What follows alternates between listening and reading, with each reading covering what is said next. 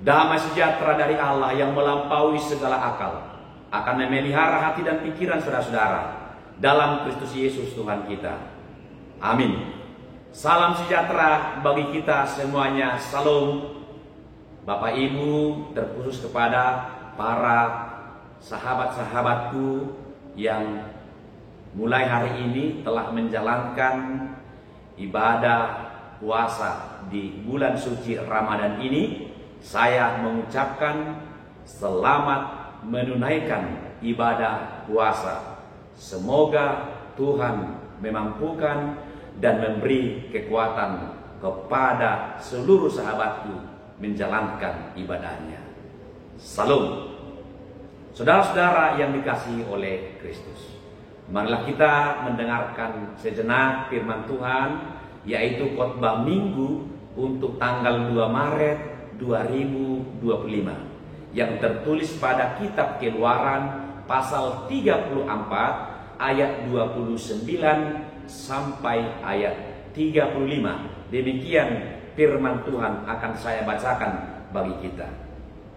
Ketika Musa turun dari Gunung Sinai, kedua loh hukum Allah ada di tangan Musa ketika ia turun dari gunung itu. Tidaklah ia tahu bahwa kulit mukanya bercahaya oleh karena ia telah berbicara dengan Tuhan. Ketika Harun dan segala orang Israel melihat Musa, tampak kulit mukanya bercahaya, maka takutlah mereka mendekati dia.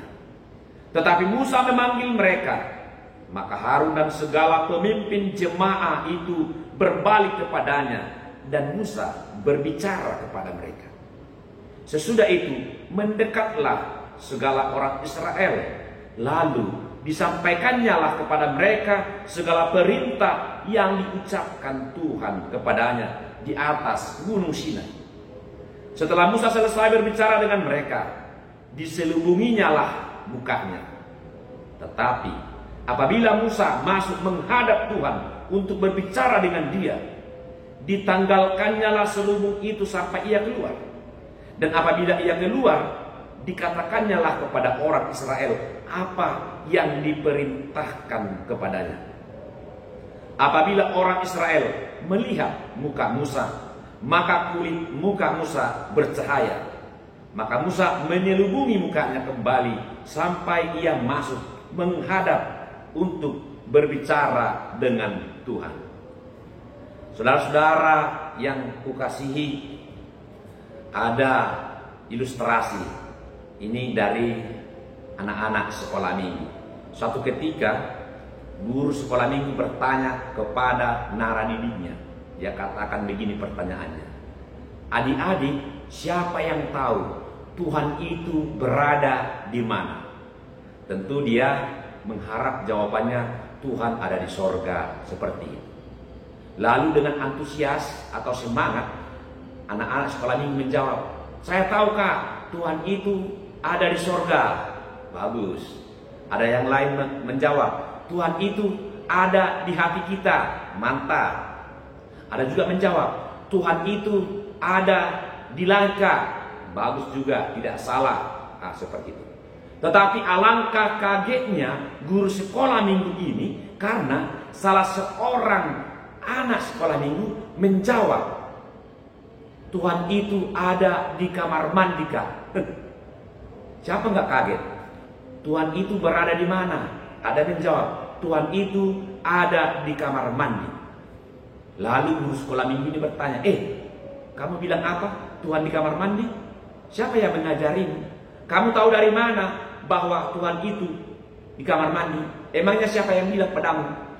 Lalu dengan tegas anak sekolah minggu itu menjelaskan, iya Kak, Tuhan itu ada di kamar mandi. Begini loh Kak, tadi pagi papaku mondar-mandir di depan pintu kamar mandi. Lalu papaku bilang begini, ya Tuhan, lama kali kau di dalam kamar mandi. Bapak Ibu, namanya juga anak-anak ya. Dia polos, dia suci. Ketika dia mendengar, ya Tuhan, lama kali kau ada di kamar mandi, maka dia akan mengingat bahwa Tuhan berada di kamar mandi. Padahal sebenarnya Yang ada di kamar mandi adalah abangnya dan papanya mau masuk ke dalam. Lalu papanya bilang, "Ya Tuhan, lama kali kau di kamar mandi." Mungkin juga ada anak sekolah minggu, ketika ditanya, "Apa yang dilakukan Tuhan sekarang?" Pasti mungkin ada juga menjawab seperti ini, "Tuhan menjual sepatu kah?" Kok dijawab seperti itu?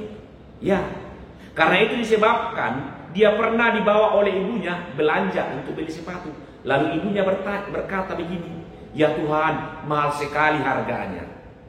Anak itu pun mengingatnya dan mengatakan, "Tuhan sedang menjual sepatu." Dan masih banyak lagi kejadian-kejadian seperti itu. Saudara-saudara yang saya kasih, kepolosan hati anak-anak bukan untuk lucu-lucuan bagi orang dewasa, tetapi lihatlah bahwa ada kepekaan dirinya tentang kata-kata Tuhan. Ketika orang dewasa membicarakan tentang Tuhan, maka anak-anak itu peka untuk mendengarkan, yang berarti dia memberi perhatian untuk mengetahui atau untuk mencari Tuhan. Lalu dia membayangkan seperti apa sih wajah Tuhan? Apakah wajah saya mirip dengan wajah Tuhan? Ganteng gak sih Tuhan itu? Nah, kira-kira begitu pikiran anak-anak. Intinya, kepolosan mereka adalah ketulusan hatinya buat Tuhan. Saudara-saudaraku yang mencari wajah Tuhan, nas khotbah minggu ini, Keluaran 34 ayat 29 sampai 35 ini merupakan respon Musa terhadap sikap umat Israel. Mereka tidak seperti anak-anak yang tulus hatinya buat Tuhan, tetapi sebaliknya. Begini peristiwanya. Setelah Musa berbicara dan berdiskusi dengan Tuhan selama 40 hari 40 malam di atas gunung Sinai, Musa pun menuliskan pada 2 loh batu segala perkara perjanjian Tuhan, yaitu ke-10 firman Tuhan. Lalu dia tenteng itu 2 lei batu, dia bawa turun dari gunung tersebut untuk dibacakan di hadapan seluruh umat Israel. Dan tentu Musa sangat berharap agar umat Israel dapat memahami dan juga mengimani ke-10 firman Tuhan tersebut, dengan tujuan agar mereka benar-benar hidup sesuai dengan firman Tuhan itu dan taat sesuai dengan perjanjian yang telah ditetapkan. Pada saat itulah terjadi fenomena yang luar biasa. Apa itu?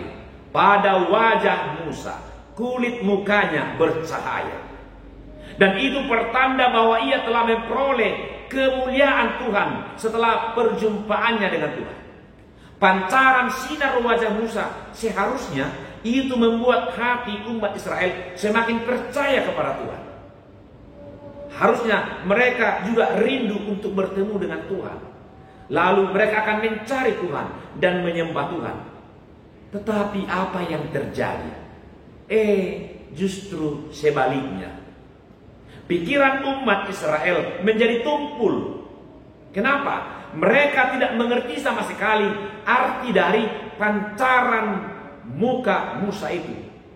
Dan mereka tidak sanggup melihat pada makna di balik pancaran itu. Bagi mereka, muka Musa yang bercahaya itu hanyalah kehormatan Musa. Itu dianggap kejayaan manusia. Itu dianggap upah yang diberikan Tuhan kepadanya.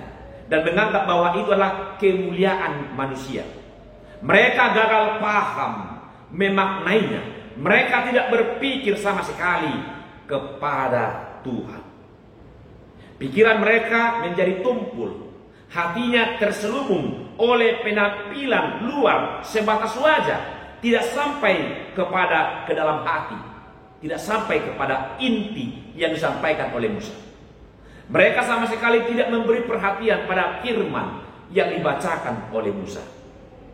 Itu sebabnya Musa pun setelah selesai berbicara menyelubungi mukanya, supaya umat Israel tidak mengutamakan kemuliaan manusia, tetapi haruslah mencari wajah Tuhan yang memancarkan kemuliaannya. Saudara-saudara, pengertian carilah wajah Tuhan itu tidak berarti bahwa Tuhan itu sedang hilang atau Tuhan itu sedang pergi meninggalkan kita. Bukan itu maknanya. Tetapi carilah Tuhan menyuruh kita supaya kita yang keluar dari kehidupan lahiriah kita. Kita harus keluar menanggalkan perilaku kemanusiaan kita ini yang tidak baik ini menuju pada kehendak Tuhan.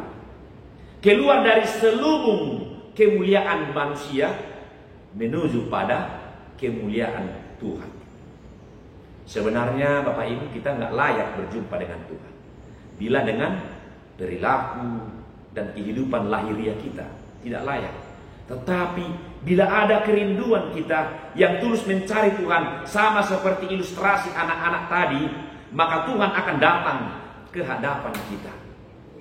Dengan demikian, pengertian kata carilah wajah Tuhan itu menggambarkan tentang perjumpaan yang sangat spesial, perjumpaan yang khusus, perjumpaan yang kusuk, face to face, berbicara dengan Tuhan.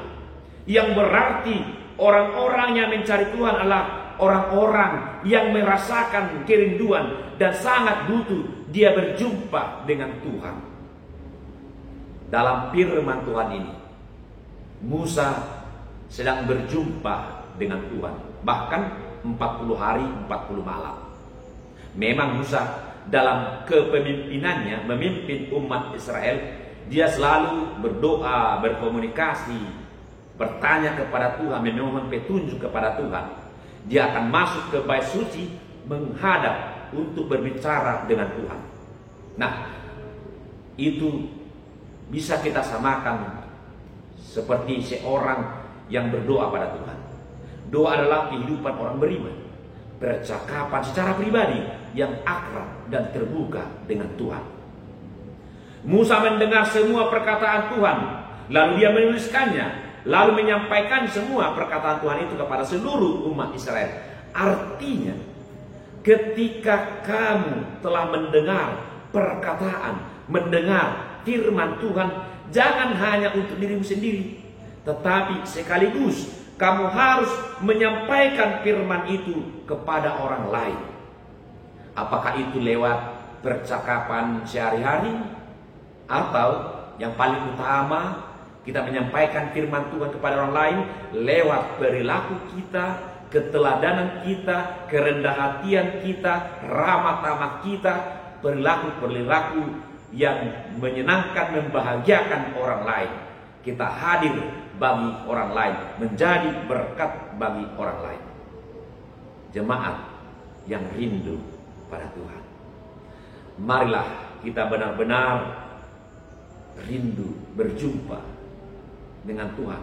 Marilah kita benar-benar ingin mencari Tuhan, seperti anak-anak dalam ilustrasi tadi pada awal khotbah ini. Dengan polos dan tulus hatinya, mereka memang memberi perhatian kepada Tuhan. Demikian hendaknya kita ini dengan tulus hati mencari Tuhan untuk mengungkapkan semua permohonan kita dan ucapan syukur kita, serta siap untuk mendengarkan perkataannya. Kita harus tetap bersandar kepada Tuhan, kita tetap berdoa padanya, mencurahkan isi hati, segala hal, perkara, persoalan, pergumulan hidupmu, kekhawatiran, ketakutan, bahkan kecemasan. Tapi jangan lupa bersyukur kepadanya. Dan apabila engkau setia dan rindu mencari Tuhan, saya yakin dan percaya, maka Tuhan akan memancarkan cahaya kemuliaannya kepadamu. Lakukanlah pekerjaanmu, tunaikanlah tugas-tugasmu, dan lakukan pelayananmu dengan semangat.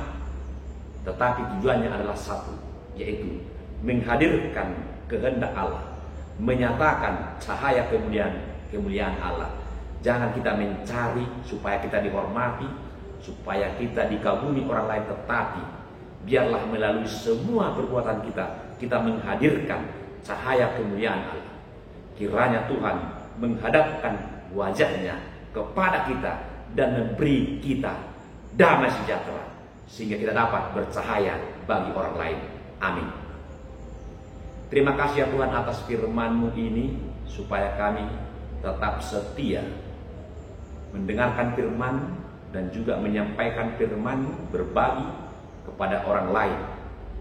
Dan semua apa yang kami lakukan dalam kegiatan sehari-hari, aktivitas kami, biarlah kami melakukannya itu sesuai dengan firman, sehingga dengan itu kami dapat memancarkan cahaya kemuliaan daripada Engkau dan membuat orang lain juga dapat merasakan kasih karunia dalam Kristus Tuhan. Kami berdoa.